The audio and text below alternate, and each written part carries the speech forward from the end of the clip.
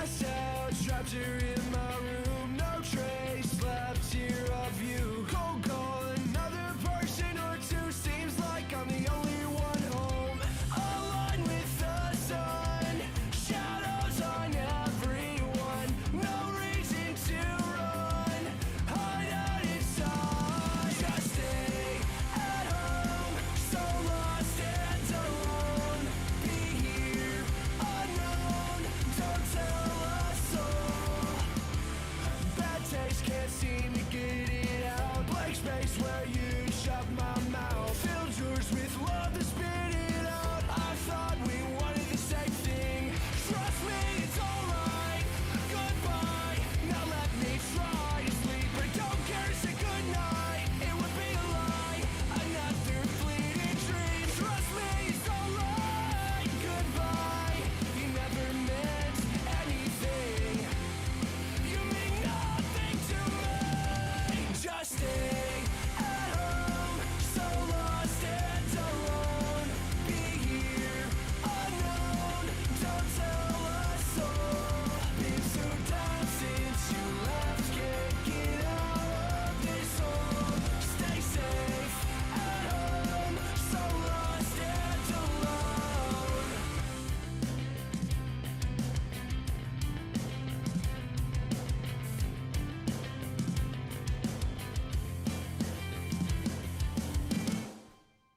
Hello, the NobCast has returned.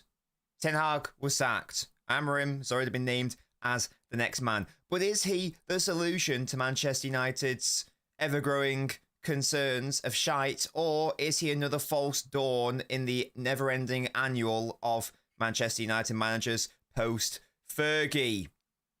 I'm joined by my co-host, Manchester United fan, who's back, Gasky. Hello, mate. Hello. We are going to be discussing AMORIM'S United. We are going to be discussing Manchester City's ever-growing concerns. Are the cracks showing, or were the cracks always there, and were City riding their luck, and has that luck ran out? What are the solutions? Are there solutions? I'll be getting Gasky's thoughts on that as a relative neutral, because he is a good objective United fan, so we'll be getting some outside thoughts and feedback on that. But I think the first place to start, Gasky, has got to be, I mean, you noticed from the thumbnail, Ten Hag's face has been greyed out. He's not here anymore. He's gone. My prediction at the start of the season was correct. Yours was wrong. This is why I'm superior to you as a human being, and you need to hold that.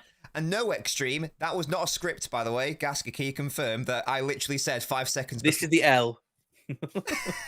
Can you confirm that literally 5 seconds before we started, I went, right, let's just wing it?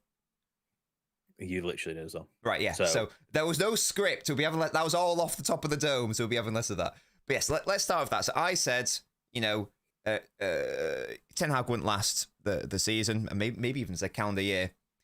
He's now got. I think, to be fair, I think your mind was changed like a couple weeks in. You were like, yeah, enough of this. I had optimism. I think everyone's allowed a bit of optimism. No, of course, absolutely. So, but real quick before we get into Amorim, just talk me through like your like immediate reaction to the in wake of the sacking. Happy, upset it didn't work out. What were he won 2 trophies? Was he a success? Blah, blah, blah. What were your thoughts? It's a shame because clearly there was signs that were going somewhere, but you've got to take into account he was in his 3rd year and there wasn't a clear way of going forward. I mean, the timing of it based on that shambles of a decision against West Ham is what it is, but you still lost the game, which should have been out of sight at half-time. And you've got to take into account they're in 14th place. You deserve a sack if you're playing. It's not ideal, is it? 14th. No, it's really not. But what I like is how quickly they have gone and decided who they want. They've given that manager an ultimatum and got him straight away. The rumours started coming out within 24 hours. People were panicking because Southgate's name was at the top. Mm-hmm. But clearly, Ineos decided who they wanted and they got him. And the media can speculate all they want, and he done. And that's, I think, I've seen a lot of journalists that I dislike because they use United's downfall to make up stories, and they clearly had nothing to go off Hmm. because Ineos had obviously shut that door. And That's good because straight in. United notoriously have had leaks, I feel like, in the past few seasons. That's pretty That's what I good. mean. Like, yeah, that's what I mean. And there's constant that these leaks within the dressing room, and they're saying this and they're saying that, and then there's always rumors of who's leaking it. But the fact that they've had this massive list of managers and then they've already decided within 24 hours who they're getting anyway Hmm. is a good sign based on that. Definitely, definitely. And so let's move on to Amorim then now specifically. So that's Ten Hag. He's done. He's washed. The era has come to an end. And His now, own. well, exactly, his own era has come to an end. And now that's made my job more annoying because now I can't just have a nice bald manager on the thumbnail, like, you know, two bald heads. I've got to have someone with hair now, which is very inconsiderate of Manchester United to do that. You know, I expect as a United fan, Gasky will be very excited. You know, you'll have done like lots of research into Amorim. Can you briefly, inform the viewers, in general, how does Amorim play? What's his overall philosophy, and how can that be translated to United's current set of players, if it can indeed at all? Yeah. Well, an interesting one that I thought of when I looked into obviously how he plays and whatnot was the players they sign in the summer seem to me that they fit that system. So it's as if Ineos knew they wouldn't be able to get him till next year, but let's prep for him, knowing that, Ten Hag wasn't going to stay. Because you look at, if he plays free at the back, Cameron, it's free at the back, attacking wing backs and whatnot. And he signed two centre backs that can play, progressive football. He signed players that can play in a, free at back system. He signed another wing back in Mazraoui. And also, even though Xerxes has been crap, he's played in a free at the back for Bologna. Sure. So all these players fit a system like this.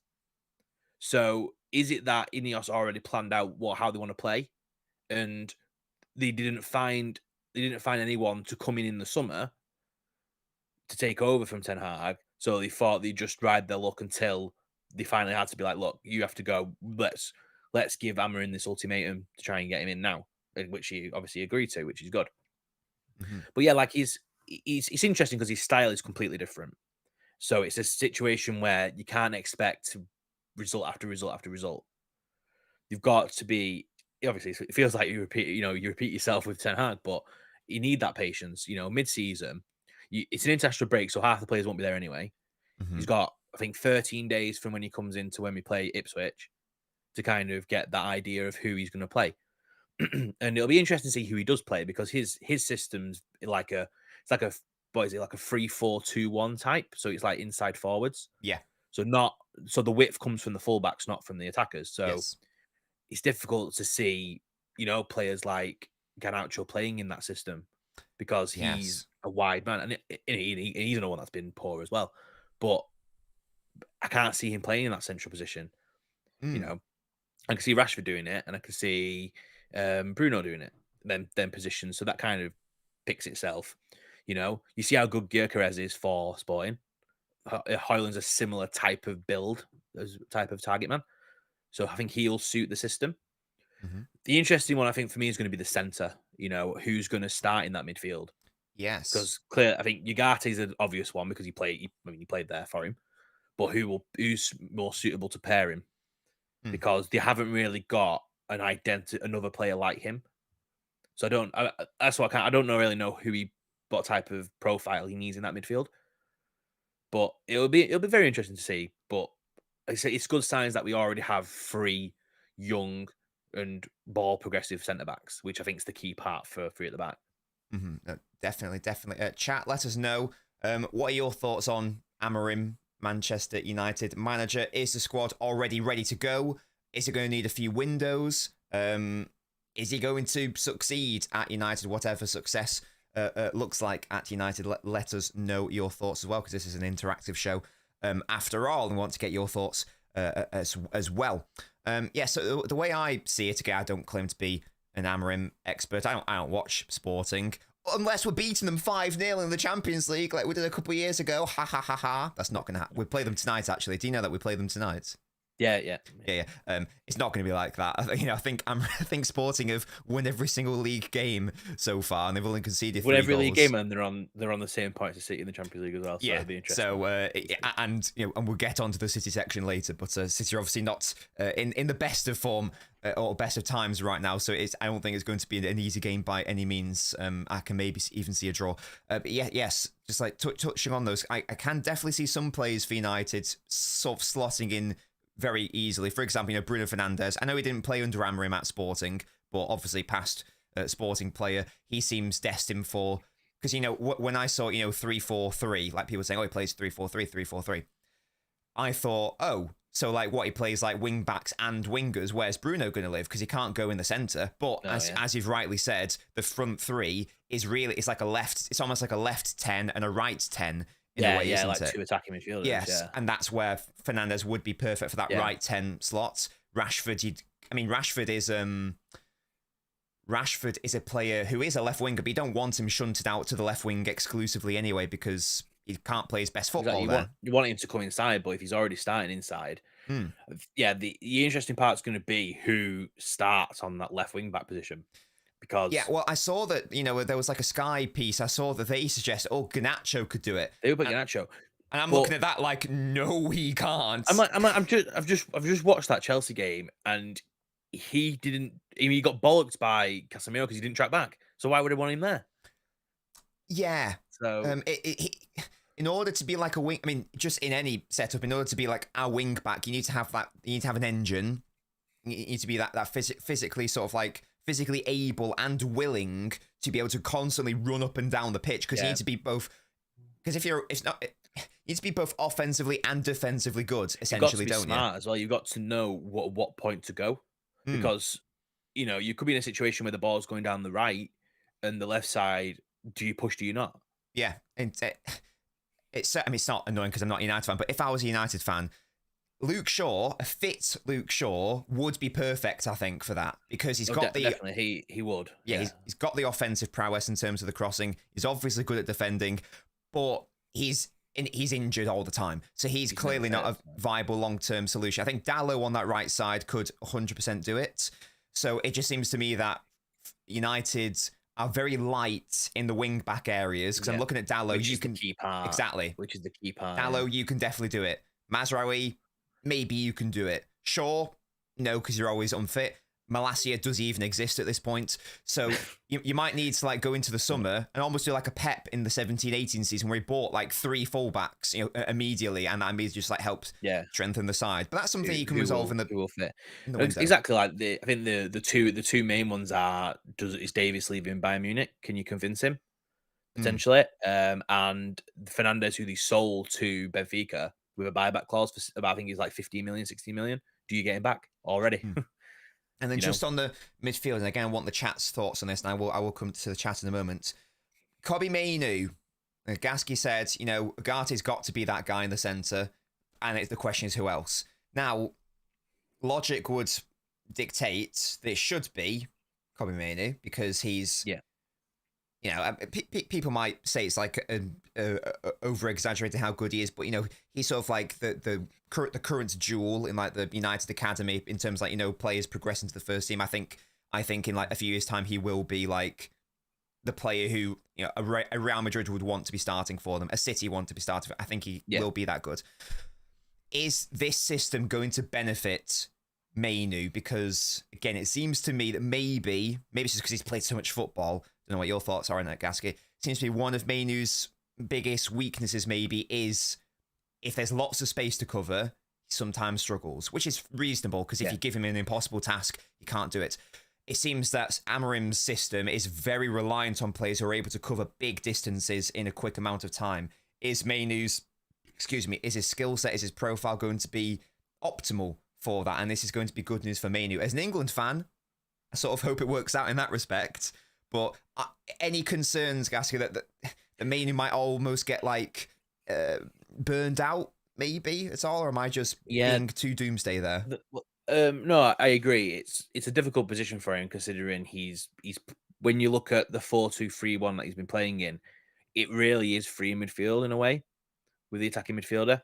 So having Bruno in front of him will help because even if he's playing in that inside forward role, he will get back and he will help cover that ground. Hmm. That will help him out. But I do agree with what you're saying. It's difficult to see how he would work like he would work under Ten Hag. You Hmm. know, he's got to cover that ground Yes. because you lose that ball with your fullbacks up pitch, you're gonna have to cover that ground. You can't leave Bugatti on his own. So, but that's the key position. I think that's the position that's gonna be interesting to see who suits it more Yes. and whether he does need to bring someone in. Yeah, and it might be like a weeding out process. Like when Klopp went to Liverpool, he played his style, and the players who couldn't cut it were cut from the squad. Same with Pep when he came to Yeah. City, he played his style of football. Came third, but he was able to weed out those who couldn't do Yeah. it. And But like you said, he went through what I think I remember when he first came. When people saying like he's 200 million pounds worth of defenders that he binned off Mm. because you've got to take them chances. You've got to decide, right? I need you. You couldn't do it. Bye. Try someone else, Mhm. which is I think what they're going to have to do. Yeah, definitely, and that goes with what like Extreme is saying. The current United players don't really suit Amorim's style, so probably it might need 2 to 3 transfer windows. They're going to have to.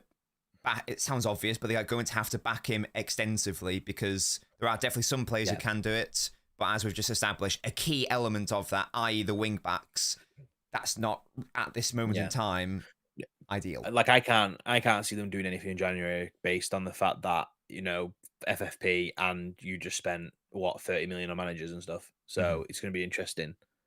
Of what Yes. if they can do anything in January? Definitely, and some forwards might have to get binned off as well. I mean, like Cheese saying Anthony can play left wing back well if he is convinced, but at least one of your forwards is probably going to have to make way. You know, slot in, yeah.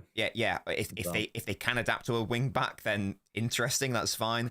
But someone like an Anthony, Xerxes, whoever might have to a Ganacho, whoever it might be. They might not have like a long term future or under Amorim, but we'll obviously have to see what happens in that respect. But you're hopeful, are you, Gasky? Because Ivana Ivana should be a lot better than Ten Hag. Hope he'll fail miserably. Does Gasky expect they'll try to buy a lot of Sporting players like they did with Ten Hag's ex-players?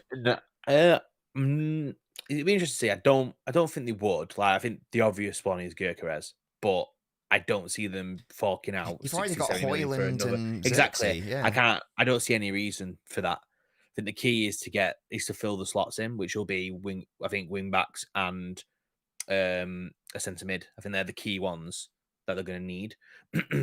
But I can't see it being going for Sporting players because he's had a few injuries and he can get them playing, and that's what they need to be at. He's not going by the players that can already do it. It's merge players into doing it. I think he's better off. Yes, indeed. I was just going to say that. I was going to say, it's Sporting have a player called Diamandi, don't they? Usman Diamandi. I think he's like Ivorian centre half, big hype around him. Certainly on Twitter, I was going to say, maybe United could go for him, but actually, United have quite a fair few Yoro, centre backs now. and Martinez as your free centre backs. Yes, exactly. You've got your progressive players, and you've got your like Yoro can play a long pass, and they'll be more protected in that 3-back system as well. Yeah, in fairness, exactly. Like defensively, they've been much better this season anyway. So yes. I'm not too concerned with that. It's more of the other end of the pitch. It's creating the chances. Missing them's one thing, but being able to create them over and over and over and over and over is what they need to be able to do, especially with wing backs. Kartik asks here who would be the 3 defenders, but I think you just said Yoro, De Ligt, Martinez, Yoro, right? De Ligt, and Martinez. Be interested to see which is. I think De Ligt would. I think for me, De Ligt should be the one to not be as progressive because he's always one, isn't there? I think the centre one is the one that steps into midfield or steps back. So I'm not sure which one that would be. Sure, but yeah. No, that's really interesting. And what I was just also going to say on that is that in this league, we're sort of seeing, I mean, less so this season in fairness, but we're sort of seeing more of a uniformity in terms of how teams like to set up. I think that, that's not Now that's due to people wanting to replicate Guardiola. People then go, oh, it's Guardiola's fault that it's their decision to pick to copy. What is interesting though is that I'm gonna ask and the chat this, and this isn't a question that I know the answer to. How many teams currently in the league play three at the back with and without the ball? I mean, because most teams play 3 with the ball because you go from a 4 to a 3. But how many play 3 with and without? Crystal Palace, I'm pretty sure, do. Yeah, I think they've had a couple of they do a bit. Yeah, but actually, who else in the league consistently? I feel like it's less than 5, for example. So no, I can't, off the top of my head, I can't think of many that. Yeah, like you say, that start with 3 centre backs basically. Yeah, as 3 centre backs. Exactly. Yeah, so with that in mind, like in a world where you're trying to challenge, Slot's Liverpool, who does like a similar thing like with Arteta's Arsenal, similar thing to Pep's City. I know there are differences there, but in general, it's a similar vibe and philosophy throughout. This could be a way to sort of like try to bridge that gap in a way. Does that make sense? It's different. It's like people make the comments with Pep and people copying him. Someone has to start that, and if Pep started it with his Barcelona team, fine. But someone has to start the next stage, the next level, which could be this, and then United having the first, well, obviously not the first manager to do it, but like to start that kind of, this is the new system that beats it. Yeah, then well, like Conte we have the did, advantage having it when he won the league with Chelsea, he went to a back 3. Didn't he partway through the season and won the league? I don't think we haven't had a back 3 winner since. So no. Again, that uniqueness, that novelty might be in United's favour as well. Teams have to figure out how to beat it then as well. No, definitely. I think that's really interesting. A bit of a segue here, but Andrew says, Nobbins, what are your thoughts on Arsenal fans think they only need to worry about City? Well, from my view on it, hasn't changed in terms of the title race. I'm still going to say Arsenal finish ahead of Liverpool. So my main focus is still Arsenal dropping points over Liverpool. But that's not to say that, Liverpool won't win it at all. But that was my prediction before the start of the season. I'm not going to change it just 10 games in. But people think like they shouldn't worry at all are a little bit silly because Liverpool are top of the table and they're playing quite good football. So to say they're not concerned at all is naive, I would suggest, because this is a weird, we'll get onto City in a moment, Gasky, but this is as we'll go into later, this is a very weird season at the title race level. No, you wouldn't expect Arsenal to drop what they've done. You wouldn't expect Liverpool to be where they are, really. I don't think there's any pressure really on Slot. But to be top is obviously brilliant. City, their usual, obviously we'll talk about it, but the usual start of season wobbles potentially. And then obviously they're not in the title race, but where Forest are, I can't think off the top of my head if they've played anyone yet, but they're beating everyone around them, which is why they're there. They have. They played and beat Liverpool. They drew against Chelsea. Oh yeah, they did. Yeah, they did play Liverpool. So they have played. They played teams around games, them. Yeah, played a couple some hard games. But the key thing for them is to beat the teams around them, which is bottom half teams, and they beat them all.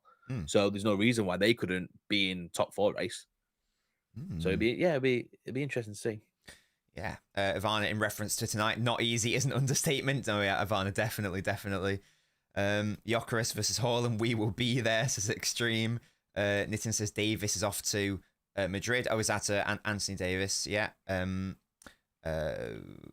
Or Alfonso Davis. So not Anthony Davis, Alfonso Davis. VJ says we will hit back. Come on, City. Lisbon win tonight. NSB says City need a new coach. I'm not sure about that one. Chi says Amorim main challenge is to keep making top 4 while he weeds out players. Pep and Klopp did that to keep their jobs. Yeah, and that's what we alluded to. Like you got to suffer. That's what's needed. That's what's needed. Get more comfortable in that top 4, top 5 while you figure it out. And then push on. Yeah, because it's not going to be an immediate fix. People need to give him some slack and at least. Yeah. I always think you need to give a manager at least two of their own windows realistically before you can properly judge them. I think. Like, can you imagine judging Pep after just one transfer window? It's clearly not reasonable to do, exactly. Is it? So there we go. Cheese says, I think the back three will be Martinez, De Ligt, and Mazraoui, where he is a very versatile player. Played in the 10 Yeah. in the Don't in I don't Europe. I don't I don't see why you play. I don't see why you play him at centre back though. I mean, he's In a pinch, I progressive with guess the you ball. could. Yeah, and I mean, he can slot in there, but I Yeah. don't see any reason why You don't sign Euro and take him away from Real Madrid to not start him, especially if you've got three centre back options available. He's arguably can be the future one of the best centre backs in the world potentially in the next 5-6 years. So nurture it, play it in the system. Yeah.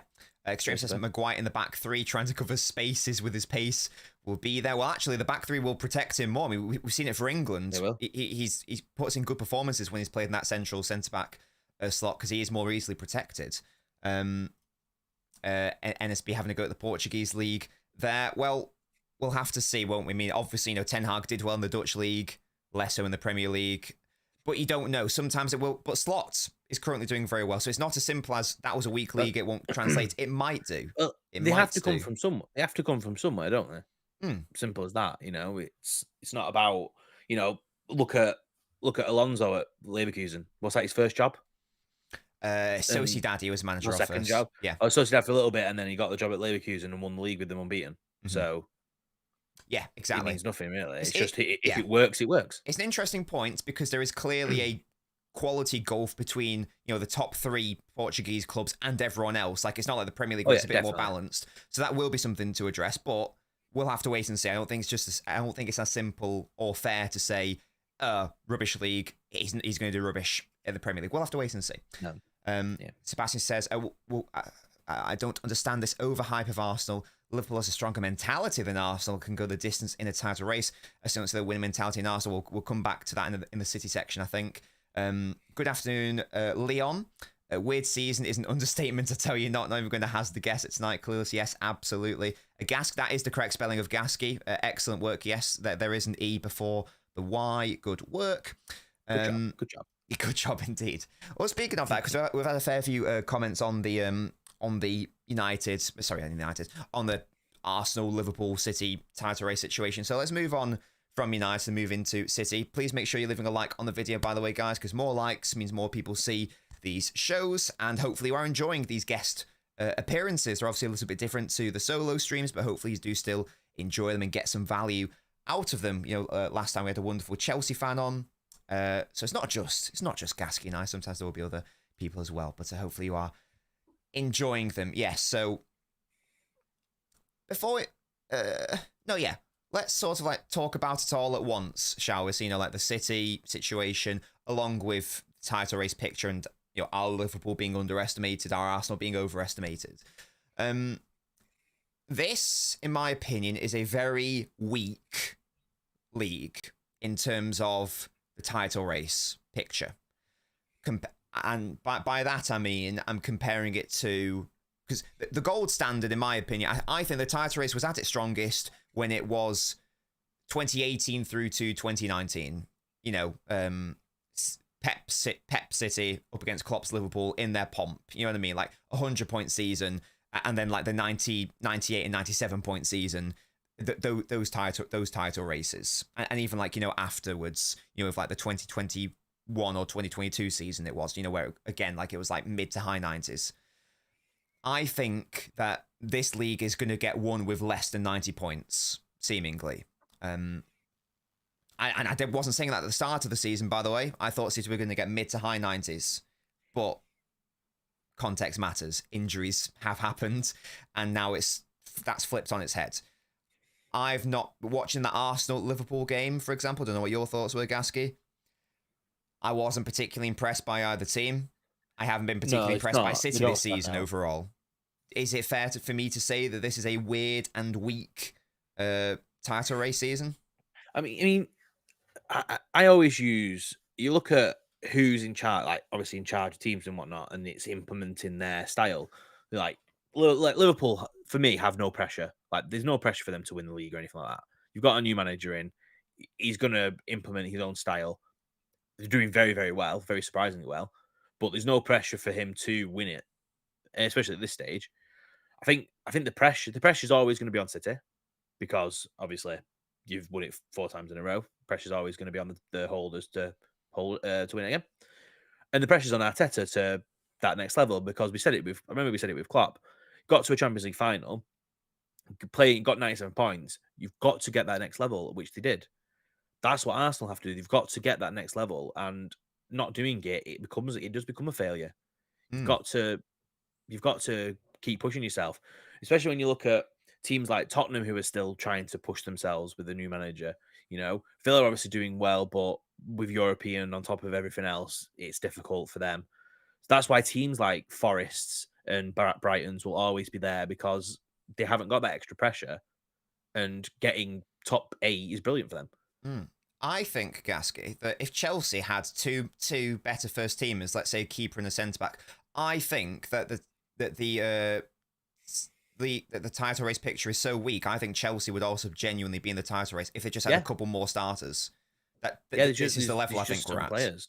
That's there's some. No offense to Chelsea, but you see what I mean. Yeah, like Chelsea, they're all over the place. Like they'll go and win 6-1 one week, and the next week they won't be able to put the ball in the net.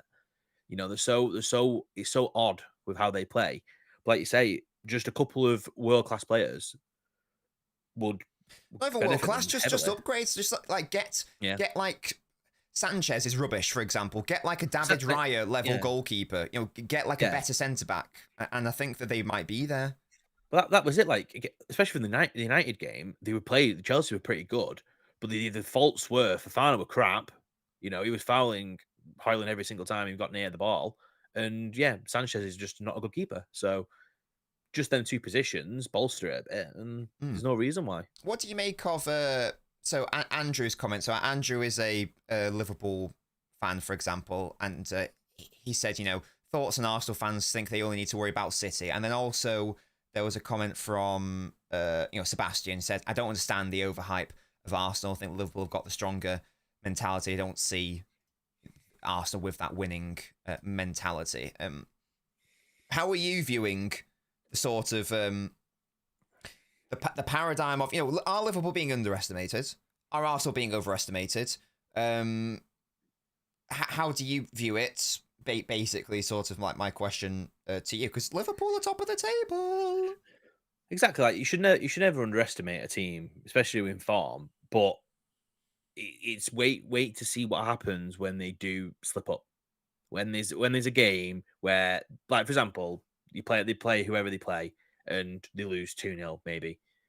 Do they bounce back? Do they, if they get a few injuries, like obviously I don't think they've had any really, and it's worked well for them, you know. And they like you say, they played brilliant under a new manager. City have had injuries. Arsenal have had a couple of injuries, but I think Arsenal fans need to watch their own team, because I think their biggest fear is going to be themselves at this rate. What? You know, that's interesting. Tell me more. What do you mean by that? They're a good team, but I feel like I think we said a few weeks ago, didn't we, about with the media, the course players see it. So, but it works both ways. You know, you're putting that extra pressure on the players, expecting them to win it. You know, like at the start of the season, I can guarantee Arsenal fans thought, yeah, this is it's our time. And then they're blaming everyone else but the players. And then also, you feel like it gives the players, like I think you said it, didn't you, last time? Gives the players that kind of scapegoat of, we're fine, we're great us. The fans know we've done nothing wrong. I always thought there was a few cracks in Arsenal. Like the players, it's a good team, you know, they play well, but are they that extra level? Do they have them extra world-class players? Salah gets 30 goals a season without even trying. Do Arsenal have anyone like that? I don't think so. You know, Saka, you don't know. You don't know what's going to appear. Yeah, so we haven't yet. Yeah, we haven't yet had a full season from Saka where he's been like, you know, like player of the year standard, for example, and they might need that in order to win the title. That they'll need someone to step up like that. You know, we all know who stepped up last season for City. Big, you know, can Saka do it? I think he could do it. In fairness, yeah, of course he can. But that's always the issue, isn't it? It's having that, like, we haven't seen it yet. Up. Yeah. No, yeah, definitely, definitely. Ivana. It's hilarious that Chelsea need more players after what they spend. Yeah, I mean, just because you spend a lot of money, I mean, Gasky will know this better than everyone as a United fan. Just because you spend a lot of money doesn't mean that it's getting spent well necessarily. No, it doesn't mean anything. Yeah, exactly.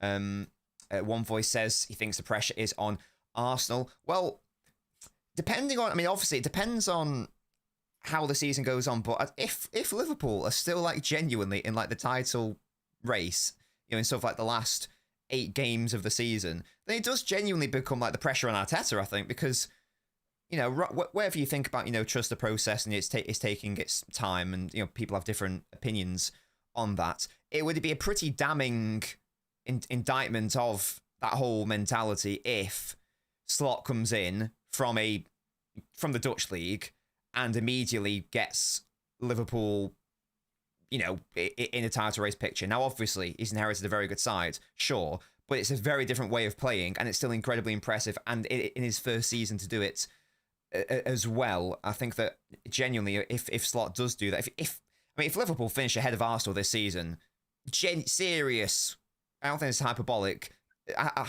Arteta should probably get sacked, to be honest, because how can you justify it at that point? Because if it's always been progress, and I do agree with that to an extent, but as you alluded to earlier, Gasky, there's got to be the end thing of the title. Exactly. Otherwise, it's all pointless. Exactly. Like their end goal should always be, obviously, you got trophies, but then also the league title. Especially when you're in 2 title races, the league title is the next step you can go to. So if you're then going backwards, I understand if there's a title race and you end up not winning it from the title race, you end up third in a 3-horse race, is what it is. You're in a title race. But if you're in a position where you're then fighting for top 4 and a couple of teams run away with it, especially Liverpool, for example, then maybe you're not the man for the job to get them that next level. Especially when a team's been built. They've got a very good team, full of, spent a lot of money, and they've got good players there. But maybe he's not the man to get them that extra level. No. Well, and that will be the question, won't it? It does depend on that, because again, if Slot comes in, then it's pretty damning indictment. Especially to see any leads in Chelsea. They are a very young side, in fairness, yes. Varn says, it's a big part of current Liverpool success that a combination of new manager bounce and other clubs not figuring Slot out. Yet, well, we alluded to the novelty facts earlier with, Amorim. That could be like a similar thing, of course, yeah.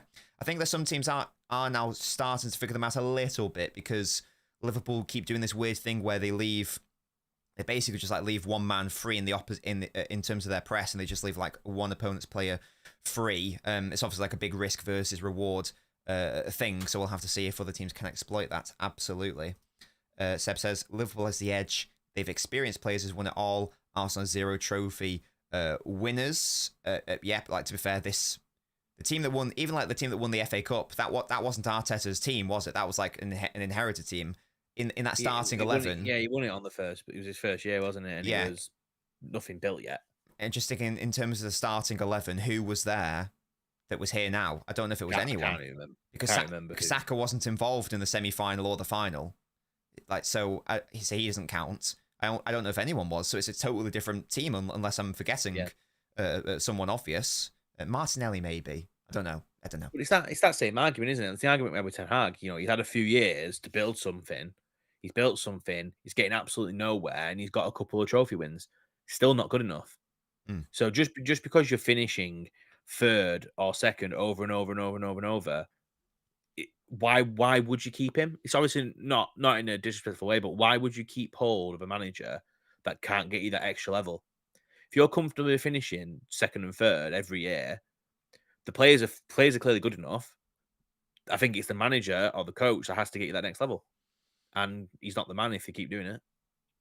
Yeah, obviously big ifs and buts. Hey, Arteta might win the title this season, and then obviously that will show that it was all worth it and it was the absolute correct thing to do. But the proof will be in the pudding. I think that's reasonable to say, and I think Arsenal fans will agree that if they see Slot come in and outperform Arteta's Arsenal this season, I think they'll be asking serious questions and like, well, is he as good as they thought he was? Yeah, like what's going on here? Like Slot's come in and has already outperformed. Like that's very confusing. Obviously a very good team, but still. So I think that would be a genuine question to ask. Mad Hatter as a City fan says we can't score, can't defend, can't stay healthy. It's gonna be a long season for City fans if the current form continues for the rest of the season, yeah, it's going to be long, and we almost definitely have to enter the market in Jan. But as Extreme says here, we've got players going back. Oscar Bob's broken his leg. I think he said that it's going to take another couple months though, so maybe like January or February he'll be back. But that will be a big boost for City, absolutely. Kartik says, Nobbins, Ødegaard is back from injury. Doesn't mean the end of the crisis at Arsenal. Well, there never was a crisis. There never was an injury crisis. I established this on Judge Mo's channel when like Rory was on there, Rory the Arsenal fan, and I was like, Rory, which game have you had like more than 4 first teamers out? And he couldn't name the game. The most he got to was 3 players, and then he was trying to throw in Kieran Tierney. I was like, well, he doesn't play. Yeah, how many? So who are the 3 players that they've had out? Well, there were different games, but like there was one where they missed Ødegaard, Saka, and Calafiori, I think, through injury. I believe. Right. It was something like that. But it's 3 players. The idea that there's this. But then even with them 3 players, for example, I'd even argue Calafiori, really, because he was added on top of what they've already got. So based on last season, it's like a half. And they've got players who can play there as well. It's not like exactly. all your wingers are injured. Yeah. Like it's not like losing Saka, fair enough, because who comes in? Oh yeah, sure. Odegaard, obviously, sure. But like the way they were going on about it, it was like, City, for example, we were missing 5 against Bournemouth. Like, and that is natural one way. And like it was like 2 centre backs, so you got to play centre backs who aren't even fully fit. We weren't able to start any wingers. Either, was he? So, oh, sorry. I think Vardy was a doubt before the game as well. Yeah, so the players aren't. Yeah, so this crisis we've established didn't happen because Rory was only able to turn it into a crisis by adding in Kieran Tierney and Tomiyasu. I was like, well, Tierney's not played for you since 2022, I think, because he was on loan last season, so he didn't play a minute for you last year. United had an injury crisis last season, and everyone forgot that last year existed. So he didn't even get rid of the numbers. So yeah, that was an interesting discussion, but he was exposed live on the stream, because that was the funny thing as well, because he said, because he was like listing all these players, and he said Martinelli. It was just the Southampton game. Oh yeah, Martinelli, and it was like, and Tom Little went, Martinelli was on the bench. He came on, and he was like, oh yeah, he was on the bench. He's not injured then. If he's on the bloody bench and came on the pitch and I think scored a goal, like what's going on? Do you reckon these people feel embarrassment, or do you reckon they just kind of mask over it? Oh, I don't know. I couldn't tell if he was being serious or not, but it was very funny either way. King says there is no real threat in the title race against Arsenal. Our main focus should be Liverpool, as it seems to be more consistent than Arsenal. It's too early to tell. Arsenal have had a very tricky early fixtures. That's always been my thing with Arsenal. They've had a very tricky start. So it's a bit of a false dawn. I think they've played all of the top 10, haven't they, or something like that. So they have had tough games. Yeah, so it's a tricky one. They want to keep Arteta because he's the best looking Spaniards they know. What? King says Liverpool will also be less likely to bottle it than Arsenal. Maybe it's that experience from being in title races. Sebastian says Holland was real when he told Arteta to stay humble. I think one of Arteta's biggest flaws is arrogance. He starts whining and he starts winning and it goes over his head. Hey, Gavardio's popping off with the goals. Name one player at City who can cross a ball consistently. De Bruyne. Mateus Nunes, as it turns out. And Phil Foden, as it turns out, based on this season. So that's 3. Savio, I'd say another one. Let's end the show, shall we, touching on City, specifically. Where does City finish in the league, Gasky? Ooh. Second. I'll give you 2 Second. Okay, go on. Give me 2 scenarios. Okay. Scenario 1, no one is signed in January. Let's also assume no more mental injuries. So, for argument's sake. Every player now comes back from injury and he's fine till the end of the season. Yeah, obviously they might miss some games, but it's not like, De Bruyne is out for 3 months. Let's assume that there's no more ridiculous injuries. Scenario 1, City do not sign anyone in Jan. Scenario 2, City signs someone of the ilk of Zubimendi in Jan. If they sign a midfielder who can control the pitch like Rodri does in January, I think they can win it. Mm. If not, then I can't see. I guess because I can see, like you said, I can see City only getting what 85 points, 86 points maximum, and I can't see other teams dropping a lot more. Mm. So I can't, I think he gives someone else a really good chance to win it.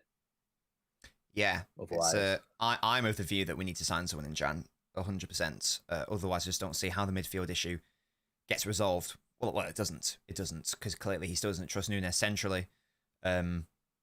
Excuse me. That's what I think of our situation. Good lord. This is a Arsenal Rory. Shout out Arsenal Rory. Foden's been horrendous since the Euros. Name the game that Foden started where he was horrendous in. I'll be very interested to hear this. This is Foden, who was our most creative player against Bournemouth. This is Foden, who should have had 3 assists against Southampton.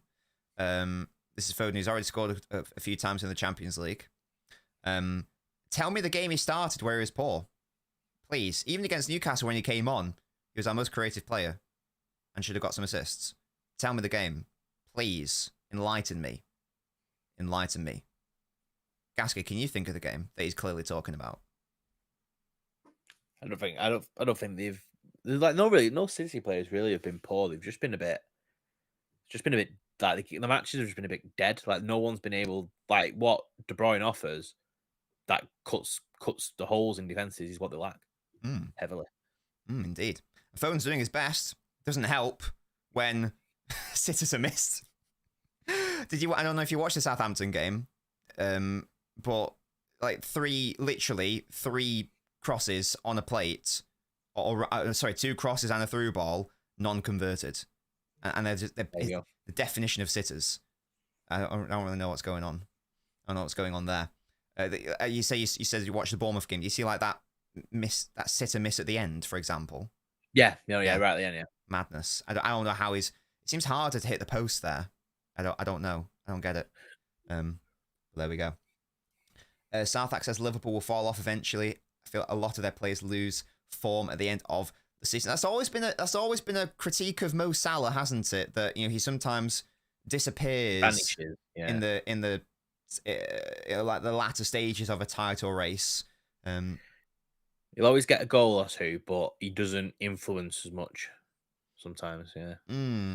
Yes, interesting. This is why if some people want to say that Salah's like the best player in Premier League history or in the same tier as Henry, I'm very reluctant to do that. Partly because he's only won 1 title, so that feels a bit odd to me. Yeah, it's very different. Like, is he in? I think he's in the same tier as like Hazard.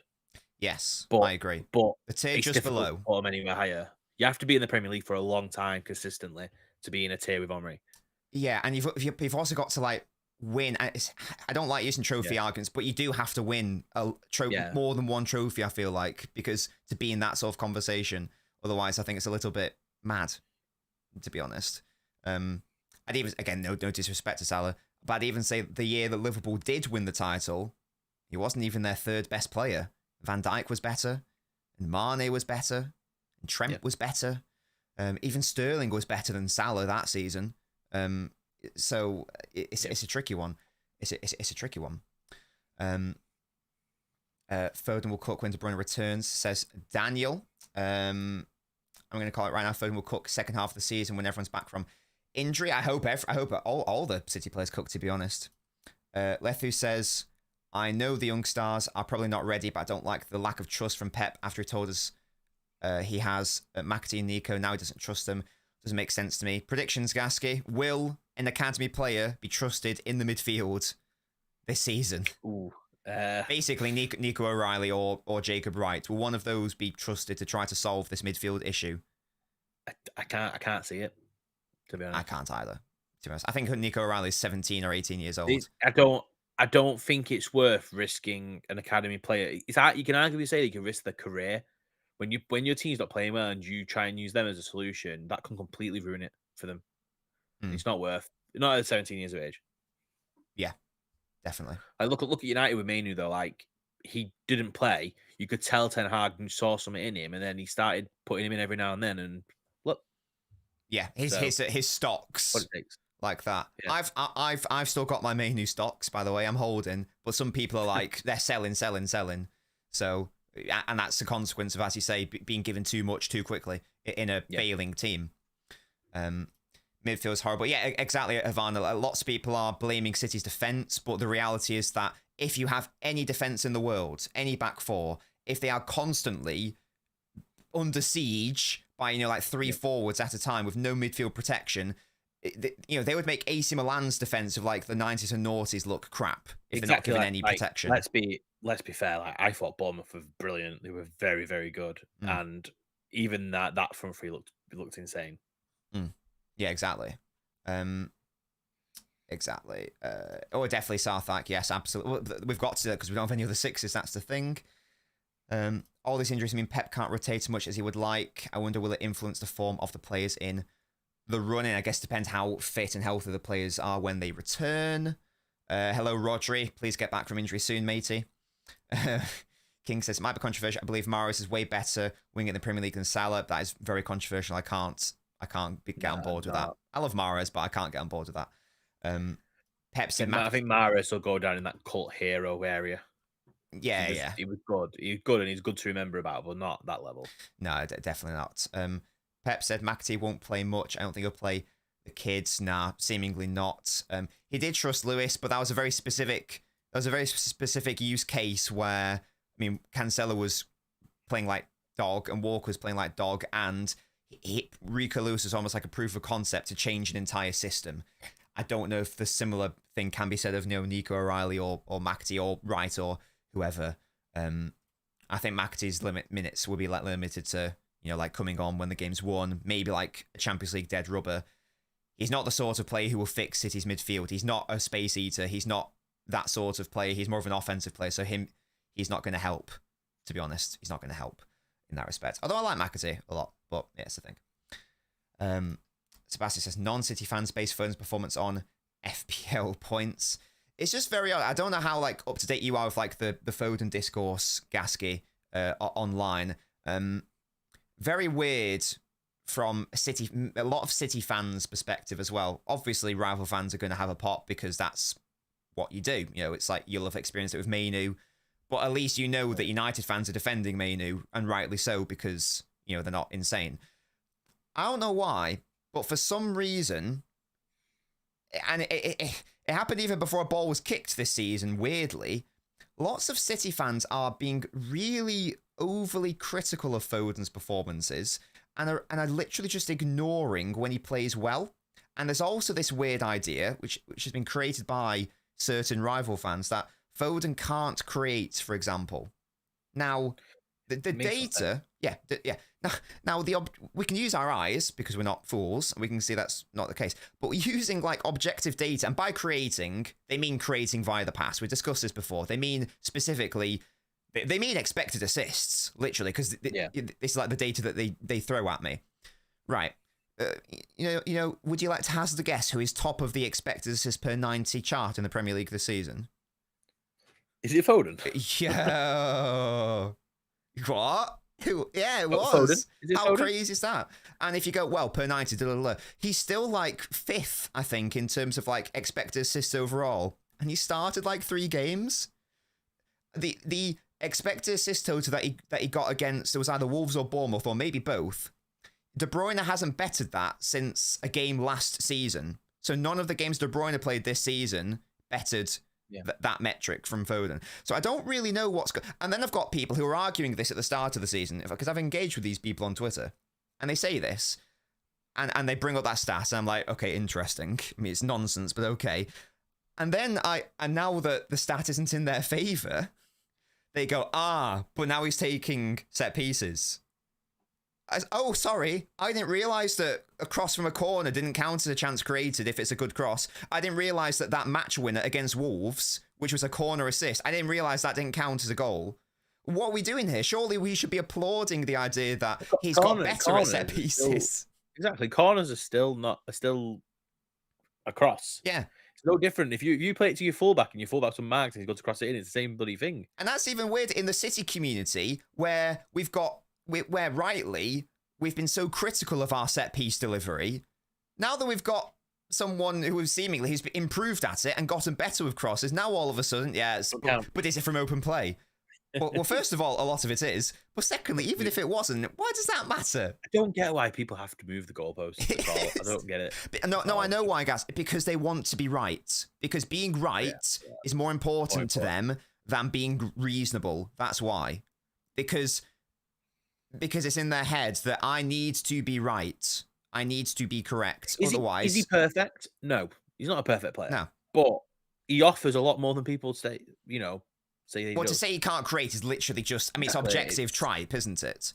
It is based on stats. Yeah. You can use the stats as much as you want. And what people mean by that is he's not as creative as De Bruyne. Yeah.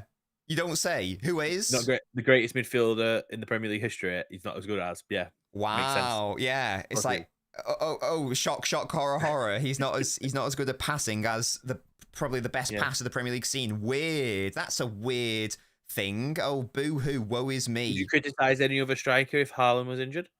No. That's a good point. It's like, his finishing's not as good as Haaland, right? Okay. What does that mean? Right. It means he's not good enough. That's like saying, he's not rich. He's not as rich as Elon Musk. Right. What?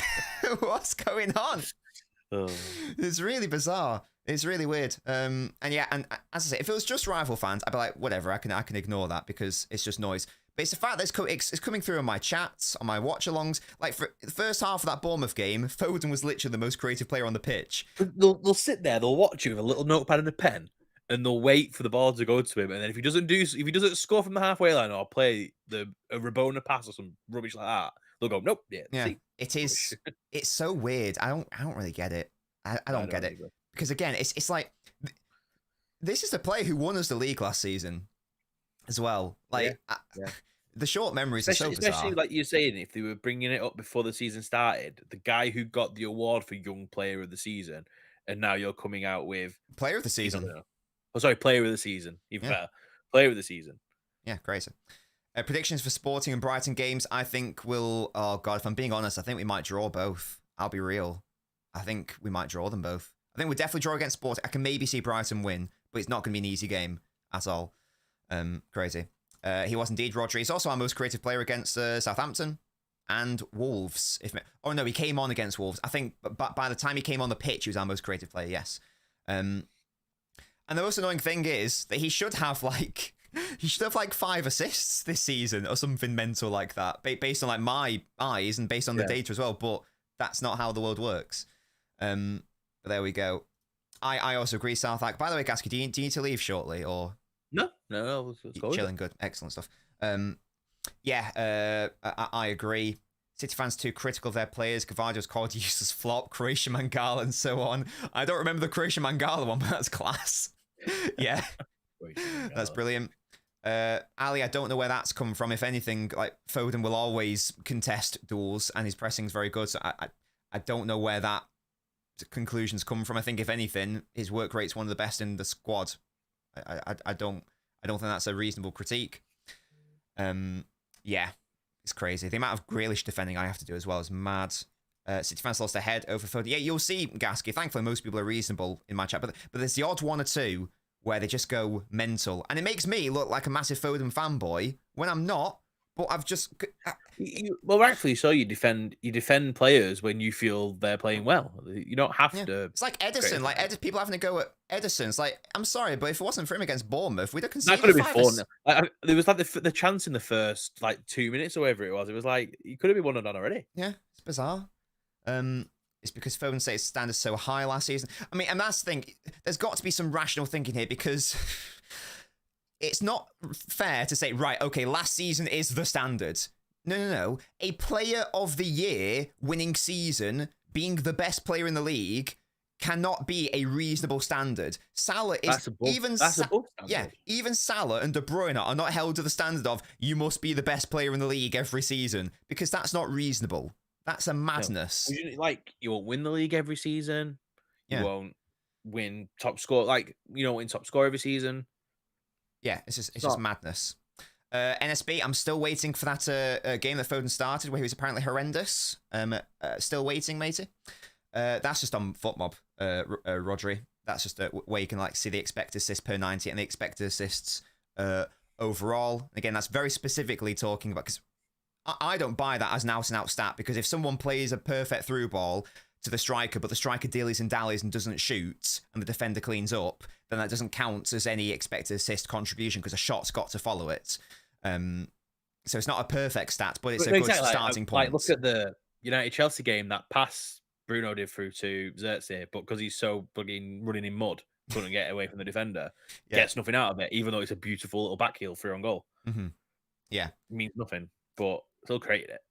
King says, I think when everyone's back, I'm thinking De Bruyne, Foden, Rodri midfield, perhaps reconverting, play 3 at the back, then improve the midfield. Hell, I wouldn't mind keeping Nunes left wing. A solution has to be done. There's definitely a world where Nunes can play centrally. Obviously, when De Bruyne is back, I'm sure we'll see Foden and De Bruyne hopefully back in the midfield together, and we'll hopefully be cooking like we did towards the end of last season. Ivan says, City don't play well, and with KDB out, people expect last season Foden, which didn't happen so far, and it's panic. Yeah, again, like, it's just like ridiculous to expect that he's going to immediately hit the ground running and, you know, cheat on his XG to the same level and degree. It's just a bit ridiculous. I also think he came, like, start of the season, like, not fully fit either, so there's also that aspect. Yeah, exactly, Lufu. Can't blame the younger end of the fan base to not know how good they've got it. They've never known hard times. It can't be expected. So yeah, there's nothing wrong with having high standards, you know, wanting to win and like being annoyed with like, losing to Bournemouth. But there's some people who are literally throwing their toys out of the pram and going, sack Pep, get him out. This player's useless. We lost the game, sack them all. Yeah, exactly. It's like there is toxic negativity. There is toxic positivity. Like, so like, for example, I for example think I'm in the good middle ground of, I will critique the team if they're not doing as well as I think they should, but obviously praising them if they do well. But there's some people who are like, nah, you're so entitled. How dare you critique them at all? Like, toxic positivity is just as bad as being overly negative, isn't it? So, you get me. There will indeed be a watch along tonight. Southhack, absolutely. All the people want, yeah, exactly. They're just stupid. Hello, Louise. We're going to be just fine. We're just going through an injury wobble. Just worried that we playing people that's injured like Ake and Akanji. Yeah, hopefully they can come back to full fitness. I'm sure City do this every year anyway. Yeah, they wobble before Christmas. I guess the only difference is that we've never had a situation where a player of Rodri's never been out for the whole season. Oh yeah. That's the only question mark. That's never happened before. De Bruyne was out for half the season last year, but he came back, obviously. So. And scored 4 against Wolves. Yeah. Oh, that was a different season. But was it? Yeah. But no, he came back, scored, got an assist against Newcastle. Then you know, obviously, you know, helped propel City to winning the title. So it's never had a situation like this. Maybe Foden had a mostly fully fit and healthy squad around him last season. This season's barely started a game. When he does, he's always among the best players in an otherwise poor squad. Yeah. Again, I just don't know where it comes from. Against Southampton, should have got 3 assists. One of the best players on the pitch against Bournemouth. I know we lost the game, but I mean, he was one of our best players on the pitch, along with Nunes and Gvardiol. Against Wolves, came on, won us the game, one of the best players on the pitch. Against Newcastle, came on, unlucky to not get an assist from I think it was a Bernardo effort or a Haaland one, whoever, and obviously scored in the Champions League. So I don't really get what people are thinking. And again, it makes me look like a defender of him, but I was in a situation last season with Grealish and with Ederson, even though I was doing this with Haaland last season as well. Like, it's just ridiculous. Like he got to defend people like this. Foden has a bowel illness which influences energy levels. Yeah, I think that was last season, wasn't it? Or season before, we had like gastroenteritis, whatever the term is. You get me. Can we fix if we get someone like Zubimendi, which isn't happening? Let's see what happens. We'll see indeed, Kartik. Right. I think that's a very good podcast, guys. Let's get the final questions or final thoughts in the chat, guys, for Gasky and myself. Any final questions, any final thoughts before we wrap it up, because Gasky does need to get back to work. I don't want to keep him too long. So any final thoughts or comments, guys, get us. For Gasky or myself, or both, of course. Preferably both, because, you know, I want us both to get involved. So that is a thing. I guess one last thing that I might want to say before I head over to the chat is, I raised this point on Twitter, and also shout out Phil Casso also raised it. I was directed to him saying it as well. This is what Lethu's saying here. I swear Foden didn't start scoring goals until October last season. Now, the thing about Foden is, if you track his progress at City, he's, I mean, it's to his own detriment in a way, because we only saw last season him start to play midfield properly. Don't know how you see it, guys. He has been able to adapt to whatever the team needs, if that makes sense. Yeah. So, for example, when he first broke into the side, which was like I know he like scored a goal in the 18-19 season, but really it was the 19-20 season where he first broke into the side, and then the seasons thereafter. We didn't need a midfielder at that point because we had David Silva and Gundogan and Bernardo and Kevin De Bruyne. We didn't really need a midfielder. We did need a more dynamic, wide player out on that left side. So what does Foden do? Plays on the left, and that's actually the season where and then like in the 2020-21 season, that's the season where we win the title and get to a Champions League final, in large part down to Foden's campaign in the Champions League. Seasons after that, we needed a false nine because Aguero was done. Jesus was at the club, so we needed someone to play. So we needed someone to play centrally. Who was our best false nine option that season? It was Phil Foden. Season after that, I think it was a treble winning year. We needed a presence on that right side, and it was only for the first half of the season. And then in the latter stages, who was that player? I mean, Gasky, you know that, scored a hat trick against Man United. It was Phil Foden. Last season, sorry to remind you of that. Last season, De Bruyne is out for half a season. What do you now need? That presence centrally. Where does Foden play? Centrally. Play with the season. Yeah. Haaland's not performing in terms of scoring goals. What does Foden start doing? Start scoring goals. What have City lacked this season so far? I think you alluded to it, Gasky, with De Bruyne out. It's that creative impetus. Yeah. What's Foden been doing since he's come back into the team? He's been the main creator. He's been our best creator. That tells me that this is a player who can do seemingly everything, to an extent. Yeah, having a versatile player like that is very rare. And is willing to adapt his game to whatever the needs of the team are. Is that a reasonable conclusion, do you think, Gasky? Am I talking shite?